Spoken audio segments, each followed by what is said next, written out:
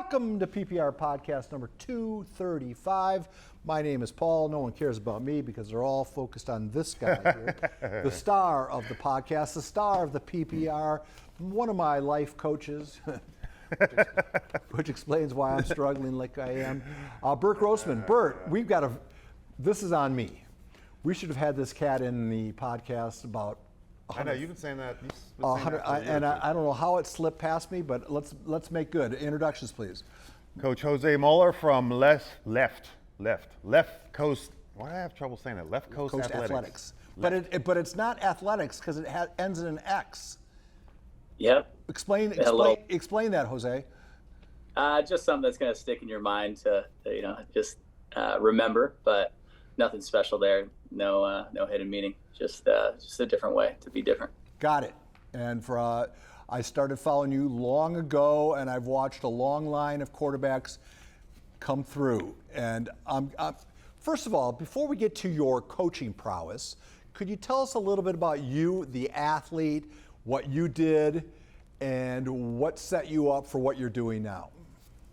Yeah, for sure. I grew up here in Cardiff, California, so I went to La Costa Canyon. Was a product of the Pop Warner system. Played with my community growing up. Had a really good close knit of friends. We all went to La Costa Canyon together. The Pop Warner team I played with was the high school team I played with. So went to La Costa Canyon. Started 2 years there, and then had the opportunity to go play quarterback at North Dakota State on a scholarship. Experienced being a starter for 11 games. Was a very average quarterback, but had a real experience of ups and downs. Ended up transferring to a D2 school in Central Washington, finishing out there. Once again, just living out my career and then going to play in Europe. So played out in Germany, Italy, Switzerland. Was a quarterback / offense coordinator in the huddle. So that was a really cool experience, and that's where I got introduced to coaching. I ended up being like the U16 head coach and offensive coordinator. That was part of our responsibility as being a part of the program out there. So just a local kid that's been super enthusiastic about ball and football, and just fell in love with coaching when I got my opportunity to wear that hat. All right, how do I say this? Bert, it's been my experience. It's the guys who don't, I'm guessing you don't have $250 million in the bank from your playing careers. So, but it's guys like you that end up becoming the best coaches. Do you get what I'm saying? You're saying Jose wasn't that good at football? No, all right, I equate it, all right. That's what he's saying. Jose, let me, I know it's coming out crass, and I don't mean it to be. I mean it as a compliment. But KOC didn't burn it up in the NFL ranks or professional football, and yet he's considered to be, like you, a quarterback guru. What is it about the guys who take the less stellar path in their athletic career that makes them such good coaches? Could you speak to that? Yeah, I think there's a level of competitiveness. Everybody, grows up as that boyhood dream of wanting to play at the highest level, and at a young age, you believe in that, and then you kind of get to that level and understand there's things missing in your game, whether it's your moral compass or just the way that you go about the skill work of the position, and you learn through a genuine lens of, I'm not the most successful, and these are the areas that I need to be more successful, and then just, some are just better at communicating. So especially when, I still have an aspiration to do this for the rest of my life. I'm definitely a football lifer, and I have goals on where I want to go. And a lot of that comes through the connecting of people. And as a coach, you firmly start to learn that if you're going to be good at being a coach and get to where you intend to get to, it's going to be through the connection of others. So you just learn about the whole just relationship you carry with your athletes and how you can figure out how to hold them accountable while also filling their bucket and continue to get them to believe in themselves. How much has it changed playing quarterback from when you played at La Costa Canyon? Because now it seems like if you look at high school, some of the high school kids now put in as much work as pro quarterbacks did 15 years ago. And now it just keeps more and more. It's like film study, like individually to performance coaches, pressure coaches, I mean, mechanics, everything. How much has it changed just in 15 years, you think? Oh yeah, the accessibility to information nowadays is definitely changed since I've been a kid. It's very, very easy to get a script that is legible and quality. The offense has changed. When I was at La Costa Canyon, we were a kind of a wings and things modified wing T offense, and it's not giving the quarterback very much experience. The habitat that the quarterback grows into in a wing T offense it's not very conducive of being able to develop the skills and the rhythm and timing of playing with your eyes and your feet. And so seeing the scheme progress as a whole in the community is awesome to see. You're seeing schools like Torrey Pines and Cathedral Catholic change their approach. And it's really cool to see because it's going to help the community a whole bunch, especially the quarterback community. So, and then just with coaching, you have skill coaches everywhere. So it's definitely, there's so many people in the San Diego community that are doing a good job just being able to allow these kids opportunities to display intention towards their process. And then that's where you're going to see all these kids accelerate their development of being quarterbacks. So I come up and sign up with Left Coast Athletix, and I want you to help me, and I'm going to pay for the private tutelage, and I'm going to be there 5 days a week. What are you going to look at me, and what's the first thing you're going to change Or evaluate. Yeah. or evaluate on a player like myself? Age probably first? Yeah, I'm going to engage you. I'm going to ask questions. I'm going to see your level of understanding when it comes to the culture.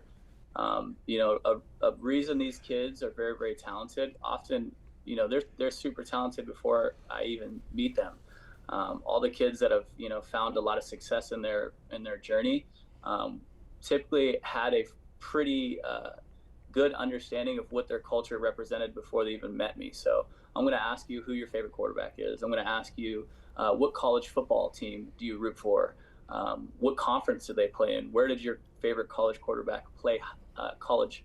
Or where did your favorite NFL quarterback play college football? I just want to see if you're asking questions and you're seeking clarity on your own behalf, because I do not have a magic wand that people expect me to have just because you train certain people. Think that you can do the same for them, and all the credit goes to the kids. The reason Julian's at where he's at, a kid like Crete, a kid like Quinn, it's because they've been displaying intention and seeking clarity on their own behalf when they're not being asked to. That's because of football fills their soul with happiness, and it fills them with curiosity and the want to go find out new information. Hey, can I ask a question? Real Yeah. All right, you're Dr. Frankenstein right now. Take the best elements of every kid. I want you to make a composite quarterback, be it arm strength, vision, whatever characteristics you consider to be the most important to be a good quarterback. Put together your ultimate quarterback.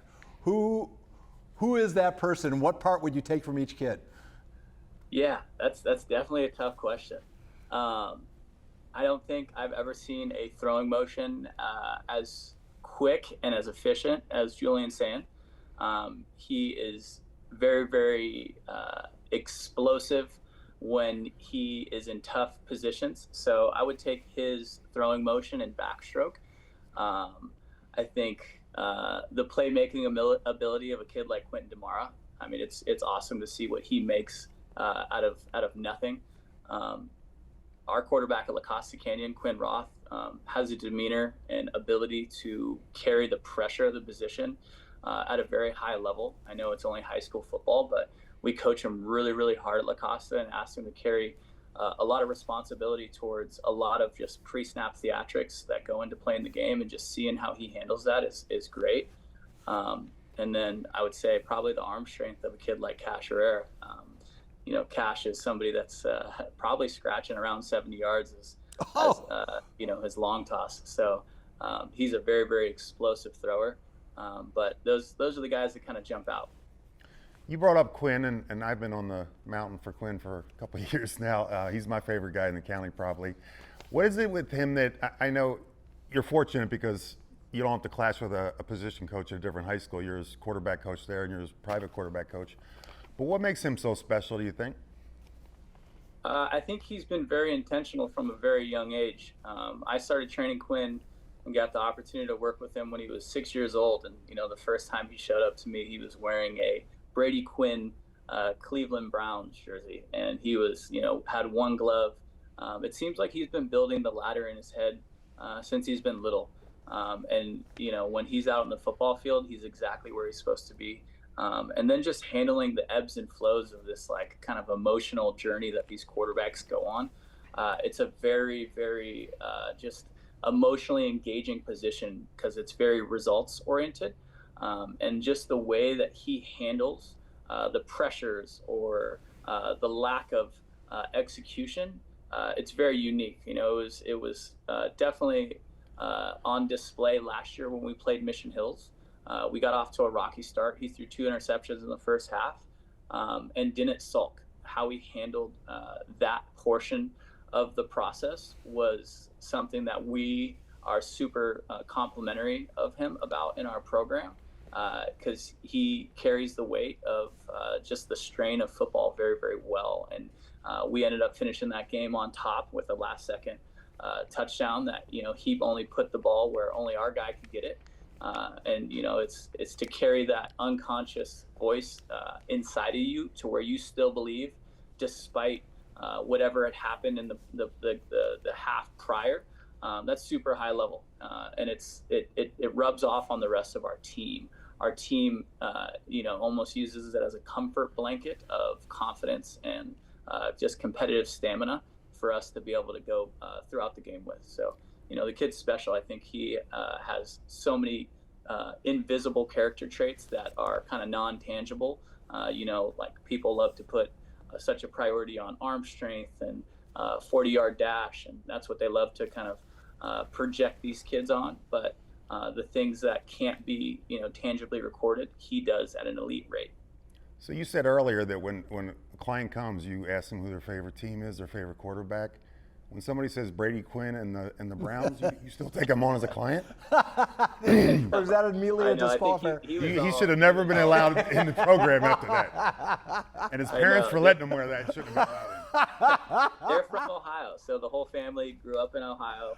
The parents, Aaron and Hallie, they met at Ohio State.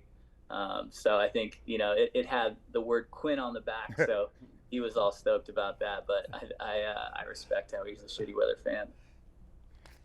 Hey, why?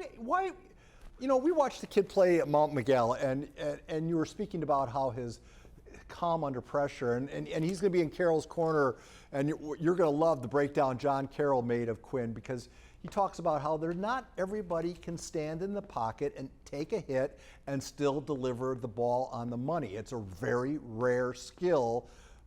And he does a great breakdown that you're going to love, Jose. But my question to you is, I watch a lot of high school football and I watch a lot of college football, and to me, he looks like a no-brainer to play on Saturdays. Why doesn't he have the same amount of interest as, say, the Julian Sands and the Hunes of the world? Yeah, I think a lot of people are scared of his frame. This year he's done a really good job of improving that frame. He's gained weight. He's continued to transform his body. And then just last year, his first 2 years starting, he was elite at being able to anticipate and being able to get the ball out in rhythm, which is, in my opinion, one of the main things that translates to the college level. So he didn't have many highlight plays of him running and creating something out of nothing. He is very, very he's understanding of what his process represents. So the ball is coming out consistently in rhythm. So it may look like he is not athletic, but from my perspective, he is one of the most athletic passers in the county. Just seeing how he is able to manipulate his body according to what is in front of him is awesome. He's had throws where he's throwing them underhand. He's leaning in a certain direction to resist the momentum that's pulling him left. And he is a kid that is a very, very effortless problem solver. Yeah, he may not be a 4'6" kid and and run super fast in a straight line, but his ability to change directions and manipulate his body according to what's transpiring is in front of him is very, very next level. And somebody's going to see that. And he's going to end up in a place that really, really wants him and is going to give him an opportunity to play early, which I'm excited about. Yeah, I think we talked that with Coach Sovokal about his rhythm and his ball placement. I mean, you get a lot of these quarterbacks, they have a receiver that runs a 4.4, but if you don't hit him in rhythm and have the placement, it turns that guy into a 4.8 real quick, and it's bad for him. But he seems to always hit rhythm really well. Hey, yeah, we coach him really, really hard. Like, he has so many good coaches in this program. The defense that we practice against all fall camp is creating chaos. They're bringing people from every which way. So having a coordinator, a defensive staff, and just a defensive collective unit to practice against like that has been awesome. And then we run a very buttoned up program when it comes to these kids being intentional with their process. And a lot of that is the rhythms that he's learned from a young age. I had the opportunity to be his offense coordinator in 11U Pop Warner. I was calling his plays for him when he was super young. And he got the opportunity to go and just dice up teams off a quick game. So he became very, very consistent at trusting what he is seeing. So his eyes are very advanced because he's been given that opportunity. My experience as a youth quarterback is I was a bona fide running back. And anytime I got the opportunity to throw the ball, I really couldn't even read a Dr. Seuss book. I didn't know what I was looking at. So I would elect to go run around and kind of make plays and live by that athletic kind of nature. With him, he is very cerebral, and his athleticism will continue to grow as he becomes a young man. But it's really, really hard to develop that part of your game at such a young age, and I'm super complimentary of him as a young thinker, as a quarterback. I want to give you a chance to reply to Coach Arians, the Super Bowl coach that was on our podcast about 3 weeks ago. And he was talking about parents spending money on specialized camps at a very young age. He felt it was detrimental to the young athletes, that they should be playing sandlot sports and worry about the specialization later. As a man who specializes, Left Coast Athletix is all about specialization at a young age. Refute Mr. Arians' comments, if you will. Yeah, I mean, I guess, put everybody in one giant bucket, is sometimes, not the right approach. But I think it just matters if the person that is guiding them is developmental based. I'm never going to shun you playing multiple sports. We advocate for playing multiple sports, learning how to fulfill multiple different roles. Quinn played basketball in junior high, and he wasn't the star player on the team. He was a role player. So getting that opportunity to go play other sports is definitely, something that we want our kids to partake in. But making it about development, I think being introduced and having a accelerated a process at a young age is essential to these kids walking on campus and understanding the vernacular of their position, the rhythms, and they've rehearsed all these rhythms hundreds of thousands of times by the time they get to the game, because the people that kind of sing their process to them are going to be a big deal. And I take my job very serious. It's almost like a sacred thing to me, of getting these kids to be humble, getting these kids to be tough and gritty in the manner of I'm going to really, really attack this process with I am trying to change day by day into a person that I am currently not. So typically you'll have other parties that go about the specialization, and it's we're the best. This is the best for your child. You need to be on this team because we compete at the highest level. And if the person that is leading that charge is giving you that feedback of this is what we represent, and there's no process or development, then that's something you kind of need to check yourself at. And is this okay for my child? And are they getting held accountable and changing their process for the better? Do you get, excuse me, Is there a point where a parent comes in and brings their child and he wants to play quarterback?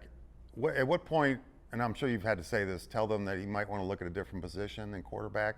Because if you're not cut out and you can't process, or physically your arm strength isn't there, or some other things, do you have those conversations with parents saying maybe they should be a wide receiver?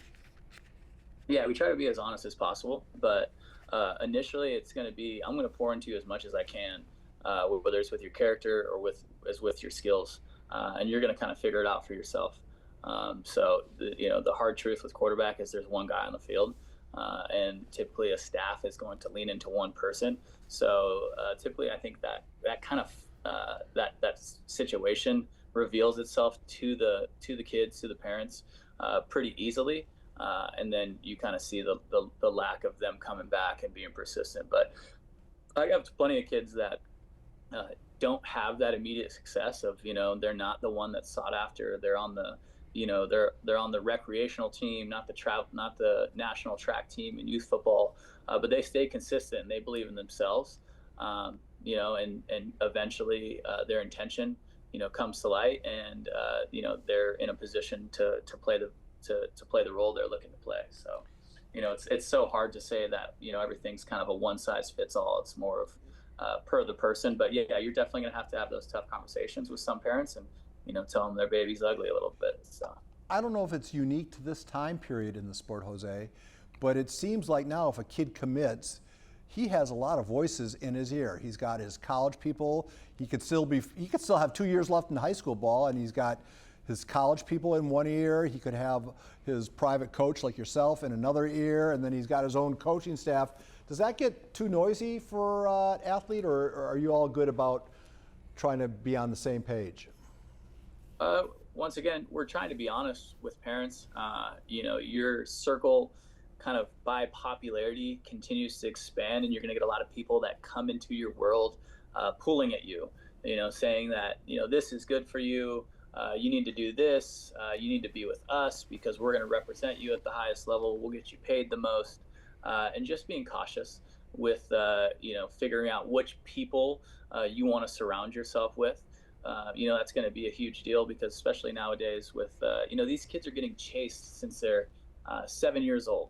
You have so many teams that are kind of, they're not paying these kids, but they're trying to get these kids to come and play for them because it benefits the coaches more than it benefits the kids. You get a whole group of kids out there that's really, really good. It's going to benefit those coaches because it's really easy to coach kids that are really, really good.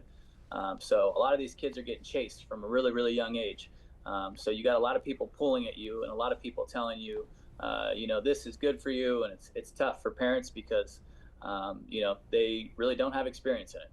So I think just trying to be honest and be that kind of lens that is sharing perspective with the parents and trying to give them through the experience and just through the intuition that kind of resides inside of me, just share that with them consistently. All right, Coach, I'm going to put you on the spot here because I do it with everybody now. Give me your top 3 quarterbacks. Not named Quinn. Not in the county, not named Quinn Roth or Brady Quinn. Yeah. So I'd say one, Casherere. He is just a different animal when it comes to the culmination of his size. The kid is 6'3", probably 215, an effortless 215. It's going to be really cool to see him develop under a process like they have at Indiana. His just projectability of how the ball comes off. You talk about quick motions. He's right on the, he's in the same sentence as Julian. Is in his ability to play make and make the first guy miss. It's super next level. So I'm super excited to see what he has in store coming from this next year. With 2, I would probably go with Noah Schubeck. Schubeck is somebody that's played since his freshman year, and every single stop that he's been at has been somewhere that is very, very high level football. So he started as a freshman at the national powerhouse of Hoover, Alabama. Played in a conference every single week where he was playing against Power 5 defensive linemen, produced there, and then he went to Melissa, Texas, and then started there as a junior, and now he's back home. Another kid that just the way he handles the kind of the strain of playing quarterback. It's very competitive. It's very gritty. You can kind of see it in his eyes. He's got those killer eyes where it's like, he looks pissed off and focused every single time out. And then he's a very, very good creator with the football. He has the good balance of being able to play in rhythm, understand where he's supposed to be, when he's supposed to be there. But then when things break down, he makes it look very, very easy. Three would be tough. I really like what Eli's been able to do. Eli's done a really good job of just like putting his team in good positions. The kid at Carlsbad, Coach Mack does a really good job with all of his quarterbacks over there, giving them a process. He's somebody that is always putting his team in a position to be successful, finding completions, understanding where he's going. He may not have the strongest arm. He's very similar to Quinn in that regard, but his brain and the way it functions is very, very high level. So I really respect that. Wait, did I say clients or county?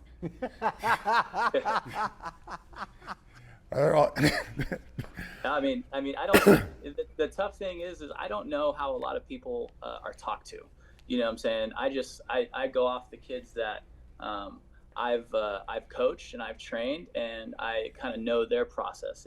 It's always tough. You always hear parents or people on the outside, they should have done this, yada yada yada. It's like I have no clue how these kids are getting talked to. So one of the biggest parts about playing the position is how you think about your scheme and how you think about the game of football, and more than any throw or how you look in shorts and a t-shirt. I think playing the position is having a good grasp of what your intention is play to play. Hey, what do you, because you brought the in shorts thing, 7-on-7 kind of started out as like a thing, just a spring football thing, the routes, and it's kind of morphed into a different culture now. Do you think 7-on-7 still is useful for fall football the way it is now? Oh yeah, without a doubt. I think just getting those reps of being able to go out and play who you're going to play in the fall, and then be able to start to see coverages and start to beat man coverage and start to formulate approaches of, okay, we're getting quarters and this is what we want to call against quarters. Okay, we're getting 3 cloud and this is how we want to play against it. Okay, now we're getting press man. This is what we're the thing that I just struggle with it when it comes about we're the best, and it's us versus you, and anointing yourself. When it becomes about having to go to every single event and just participate in everything, and these kids are missing the approach of like, okay, well, I have to play for the best team. I continue to bring it back to who is the person that is teaching you. If you have both of those, where you're playing on a really competitive team, but the person that is calling my plays and the person that is talking to me is teaching me the game, that's a great opportunity to go and get those extra reps. But if it's taking the front seat over an opportunity to develop in a different sport, whether it's track and field or basketball or baseball, like I said, it becomes that FOMO thing of like, oh, I have to go to every big tournament, and then I'm neglecting different areas of my athletic development. Last question, sir. We've kept you longer than we said. Best piece of advice you've received? Who gave it to you? Probably my quarterback coach when I was younger. This whole experience as being a mentor and trainer is, somebody else did that for me, and it really, really helped just how I perceive myself. And he always told me to prioritize people, and then prioritize your process. So people and process, and people come before process. So, leaning into these people and leaning into somebody that you connect with will allow you to want to change. I feel like something that I hang my hat on as a coach is just walking with an intention that is a good example for the kids. I try to pride myself in working very hard and being out there consistently. So, the benefits or the fruits of the labor are shown through just hard work. And if I'm out there working hard and treating people with respect and treating people consistently, it's a good example for the kids.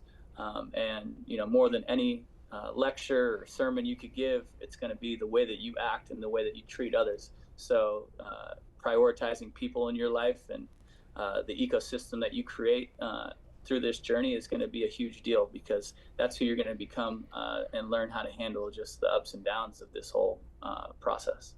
Coach, every player that we've had on that has been rubbed shoulders with you speaks in almost reverent terms when your name comes up. I knew from those conversations that this one was going to be a good one, and we really appreciate you making 30 minutes and 14 seconds of your time. That's the longest one ever. One of the longest ones. So again, it's on me. I've dropped the ball 1,000 times. I've always wanted to talk to you, and we'll see you at the gala, because we want you to show up at the gala as well and hang out with everybody. We'll have you present an award on December 2nd. You and Sweet. I appreciate you guys having me on. I appreciate what you guys do for the community, and shining light to all these kids' hard work and intent. So keep it up. All right, pictures please, and I'll see you down the road. Okay. Sounds good. PPR Podcast 235 is over. Turn off the machines, everybody.